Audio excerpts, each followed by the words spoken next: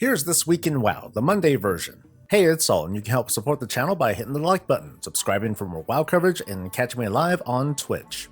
The War Within Prepatch is here this week, and you want to make sure it's fully downloaded in time for you to wait for realms to come up hours after they're scheduled. Double check your Battle.net client to see if the pre-release content has been downloaded, or check the download manager up top here to check your progress.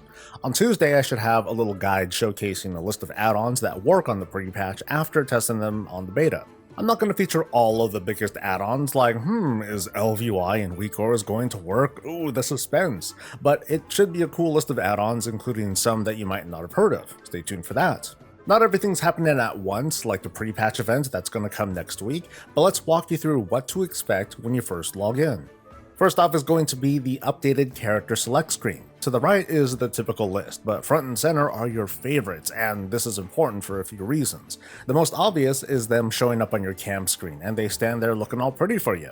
Your fabulous 4 favorites are always going to show up on the side here. Even when you're switching realms, you're going to see them. That means if you happen to be on a different realm from the characters on your favorites, if you happen to log onto one of your favorites, what the game will do is automatically switch servers for you and then log you in.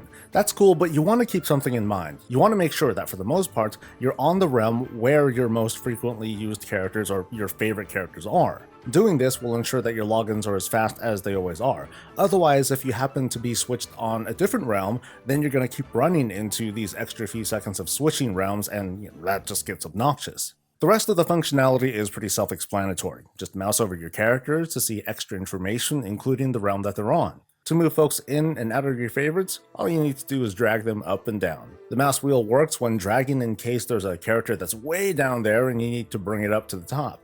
And of course, your favorites list doesn't have to be filled with 4 characters. Heck, you don't even need it at all. You can just drag all your characters off of the favorites and collapse that window to basically go back to the regular character screen. By the way, it's probably a good idea to turn your add-ons off before you first log in. What you should immediately expect when you first log in is a quest that leads you to learning a new spell that summons your personal bank. Now you can go ahead and knock that out whenever you want, at least I'm pretty sure. The Warbank itself should be accessible right away by going to any bank, going to the Warbank tab, and then purchasing tabs. I'm only 99% sure that you shouldn't need to complete this quest line to unlock the Warbank. It's no big deal either way, I just don't want you to think that you can't simply check your bank first before racing to do some quest that's probably going to be really crowded early on. I gave a big talk about the Warbank already, and hopefully there aren't any major changes. If nothing else, the Warbank gives you lots of room to work with to let you move lots of items around before setting them into new locations or into your Warbank if you wish. Petrons would be one thing to recommend as a currency to put into the Warbank that still isn't in the currency tab, but I have a feeling in the future we might get a new currency that is. You can Transmog your pants off, by the way. I know you've been dying to do that for a while now. Transmog should also unlock regardless of if your character can actually use the item or not going forward.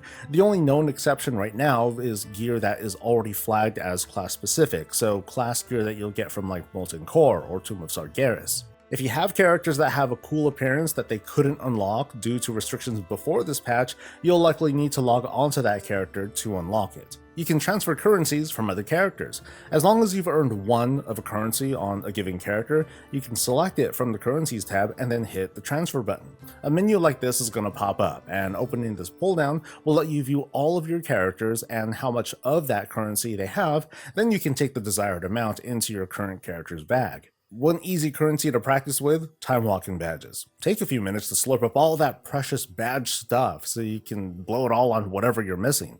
Grateful offerings are another good candidate. Now, while you may still need to go through the mailing process for transferring anima, you should be able to transfer grateful offerings to a character in order to buy a bunch of appearances. Not every currency can be transferred, and not all of them are transferred at a 1-to-1 ratio. It just mostly depends on if that currency historically had a tax on it, but you'll be notified if that happens. Skyriding is now available on nearly every mount capable of flying. The mechanics are the same, but the feel is going to be different. It's sort of like how the Proto-Drake felt different from the Wilder Drake. A surfboard is going to feel different from a mecha or mounts using the running animation. Skyriding toggles are located in the Mount Collection window. Here you can toggle between Skyriding and Steady Flight, and edit your Skyriding abilities. You'll notice when you get into this menu, you can turn on multi-seat riding with a toggle, and switch between Whirling Surge and Lightning Rush. Now about Lightning Rush, I'm not sure if you need the mount that gives this ability, meaning that you would need a heroic or an epic version of the War Within. You'll also notice some old dragon riding abilities are gone too, so there's no more dazing or damage bubbles when landing. Professions are going to be a bit funny during the pre-patch. As you might know, a resource called Concentration is going to replace Inspiration, but in the beta at least, this has been applied to Dragonflight professions too. It's a little bit buggy, but the gist is people can start using Concentration to upgrade their crafts to a higher level without Inspiration because, it's gone. They're just subjected to these concentration costs. Illustrious Insight also works towards maxing out a craft, but there's a bug I want to share with you in case this goes live. You can spend Concentration even if you can already make an item at max quality, but it actually doesn't do anything, so don't waste it. Another consequence is that without Inspiration, there's no more brute forcing by trying to craft over and over again. If you want it maxed out and you're short, you're going to need to spend Concentration. There are a few new interface options being added as well. You might have heard of the Arachnophobia mode that'll turn all spider-like creatures in the game into a crab variant.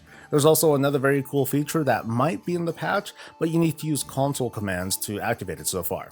Copy-paste this command to allow the camera to ignore objects that normally force the camera to zoom in. Now, notice these obstructions that used to mess with the camera, they no longer interfere. You can also adjust the sensitivity using this other command and adjust it to your liking. 1 for being the least sensitive all the way up to 10 if you want the camera to phase through larger obstructions. Now I suggest starting at 1 and then move it up as you need to, because the last thing you want is to not see your character getting pounded by AoE because of some branches that are in front of you, and this adjustment does not affect abilities that use targeting reticles, so that death and decay or that blizzard that you're trying to put down, it's going to be obstructed. There's another option that's in the menu to show a silhouette of your character if something is blocking the camera. It's kind of odd that this is going to be in the patch because it's hard to see the benefit of this until the console command is used. There are also a lot of identifying icons reflected in-game and on the map that have been added or changed. The best bet is to open up the legend from the map screen and take a look at what happened, then maybe take a screenshot of it and display it on your other monitor, or if you can't do that, just print that sucker out and slap it somewhere where you can see it. There's still things to do this week, by the way. All the raids should be awakened, while the last Hurrah quest can be chosen at will. It was missed last week, but there will be 2 bullion available this week while you're test driving your updated classes. The Battleground bonus event is in play, and Packed House is the brawl, and over in Mythic Plus World, the affixes are Fortified and Afflicted, with Raging at keys 10 and higher. It's not even the last Afflicted we're going to see, we're going to have another one in a few weeks according to the schedule. Like in Corporeal, Afflicted always sucks when it goes off, but it's easy to handle. Any class with a cleanse can make quick work of these mobs, then just do the dungeon as normal. Most reasonable folk will bring a Soothe along with them for Raging, just be sure to stay on the most dangerous mobs in a pack with that ability ready. And that about covers everything coming immediately in the patch. I should have some add-ons to feature shortly, hopefully a profession guide or 2 later this week, and then next week we'll go over the pre-patch event. For now, let's wrap things up. Please like the video if it was helpful, subscribe for more WoW coverage, catch me live, and I'll catch you later. Let's have Bob close us out. Stay safe, stay healthy, and stay breezy. You start in town, get up all the weeklies, then you head down. Checking notice, but there aren't any. And you do a circle around the aisles, helping dragons for a while. Do a hut, cook soup and some bounties. Queuing for some dungeons, stopping invasions, helping the dragon nations. But in the end, you're just a gamer, you're just trying to get the big reputation. Big reputation. Ooh, you and me were farming big reputations. That's the thing we're really trying to do. I want some Transmog too. Done.